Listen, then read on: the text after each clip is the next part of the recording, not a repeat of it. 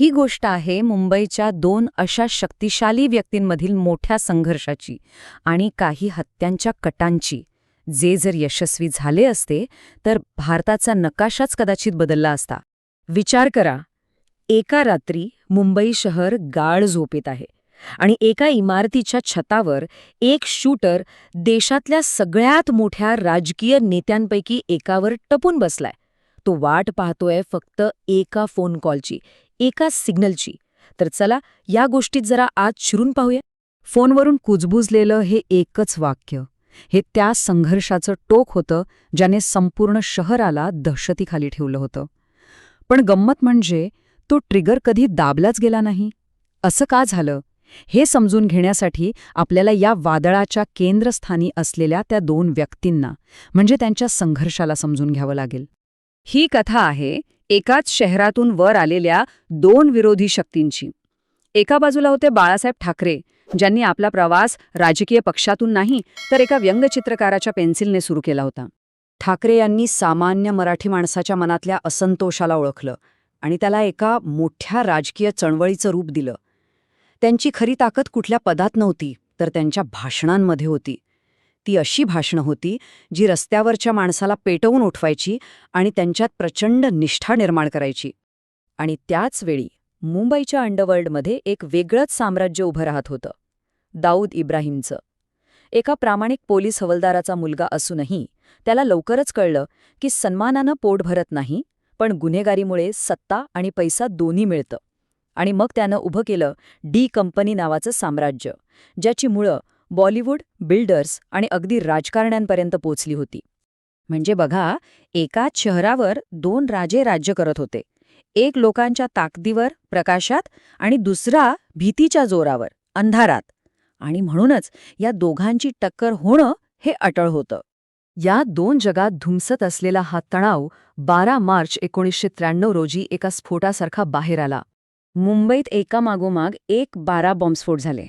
या साखळी बॉम्बस्फोटांनी शहराला अक्षरशः हादरवून टाकलं. शेकडो लोक मारले गेले. आणि या हल्ल्यांमागे दाऊद इब्राहिमचा हात असल्याचा संशय जसजसा वाढत गेला तसतसा बाळासाहेब ठाकरेंचा आवाज आणखी मोठा आणि संतप्त होत गेला. हे फक्त एक विधान नव्हतं, ही तर थेट युद्धाची घोषणा होती.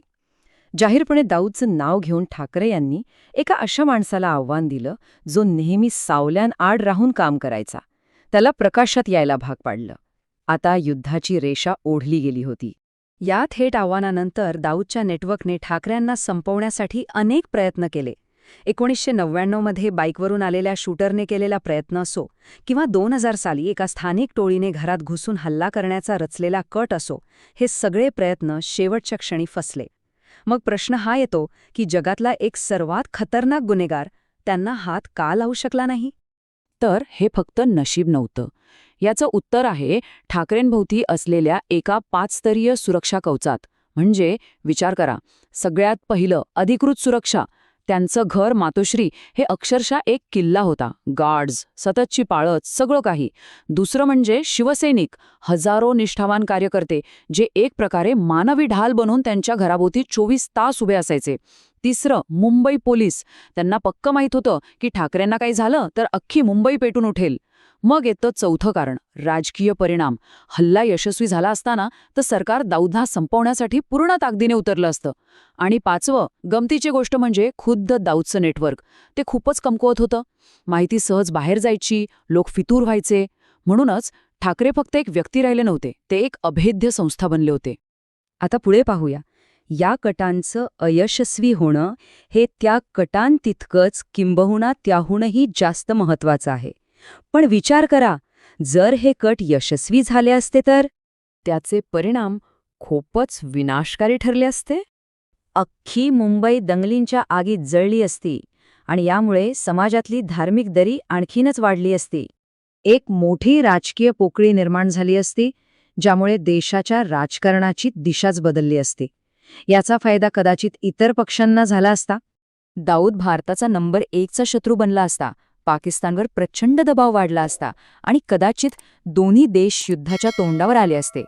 आणि शेवटी या दोघांच्या वारसामध्ये जमीन आसमानाचा फरक दिसतो. बाळासाहेब ठाकरे आज आपल्यात नाहीत, पण त्यांची राजकीय विचारधारा आणि प्रभाव आजही जिवंत आहे. तर दुसरीकडे दाऊद जिवंत आहे, पण तो लपून छपून जगतोय, त्याच्या पूर्वीच्या सत्तेची फक्त एक सावली बनून. ही गोष्ट आपल्याला एक खूप महत्वाची गोष्ट दाखवते. कधीकधी इतिहासातले मोठे बदल त्या घटनांमुळे नाही घडत ज्या घडल्या, तर त्या घटनांमुळे घडतात ज्या अगदी थोडक्यात टळल्या. यामुळे एक विचार मनात येतो की आपलं आजचं वर्तमान अशा कितीतरी गोळ्यांनी घडवलं असेल ज्यांनी आपलं लक्ष चुकवलं.